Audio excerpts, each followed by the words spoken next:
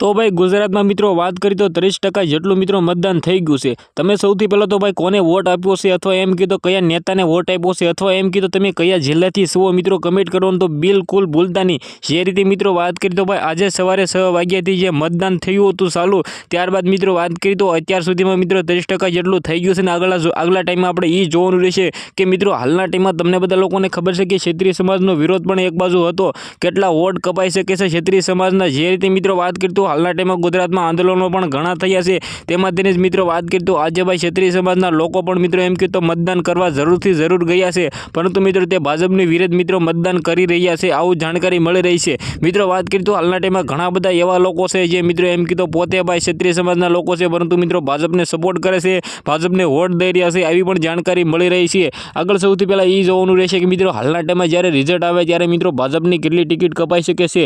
જે રીતે મિત્રો વાત કરી તો ગુજરાતમાં જેમ કે તો મોટામાં મોટું આંદોલનો કરવામાં આવ્યા હતા અને મિત્રો વાત કરી તો અત્યારે ભાઈ ગુજરાતમાં પીએમ મોદી પણ સાહેબ મિત્રો સવારમાં આવી ગયા હતા મતદાન કરવા। મિત્રો વાત કરી તો હાલના ટાઈમમાં સોશિયલ મીડિયામાં ઘણા બધા મિત્રો એમ કીધું અફડાતફડી ચાલી રહી છે, કારણ કે મિત્રો વાત કરી તો ઘણી બાજુ મિત્રો હુમલાઓ ચાલુ છે, ઘણી બાજુ મતદાનો ચાલુ છે, ઘણી બાજુ મિત્રો વિરોધો ચાલુ છે। ગુજરાતમાં હાલના ટાઈમમાં ચૂંટણીમાં શું ચાલી રહ્યું છે એ જ ખબર નથી પડી રહી, કારણ કે મિત્રો વાત કરી તો હાલના ટાઈમે એક દારૂની મિત્રો એમ કીધો ટ્રક પણ પકડાયો હતો। આ નેતાઓ મિત્રો એમ કીધું દારૂ પાઈને મત લે છે, આવી જાણકારીઓ પણ ઘણી બધી મળી રહી છે। ગામ લોકોનું એવું કેવું છે મિત્રો વાત કરી તો ગુજરાતમાં તમે જ્યાં પણ જોવો નકરી ચર્ચાઓ જ ચાલી રહી છે। ઓલરેડી આપણી ચેનલમાં ઘણા બધા વિડીયો અપલોડ થવાના છે, તો સૌથી પહેલા તો સબસ્ક્રાઇબ જરૂર કરી રાખજો। આજના વિડીયોમાંથી આટલી જ માહિતી, આપણે ઘણા બધા વિડીયો લાવવાના છે, સૌથી પહેલા સબસ્ક્રાઇબ કરો। આજના વિડીયોમાંથી આટલી જ માહિતી, ફરીવાર એક નવો વિડીયો મળી જશે। બધા લોકોને જય હિન્દ જય ભારત।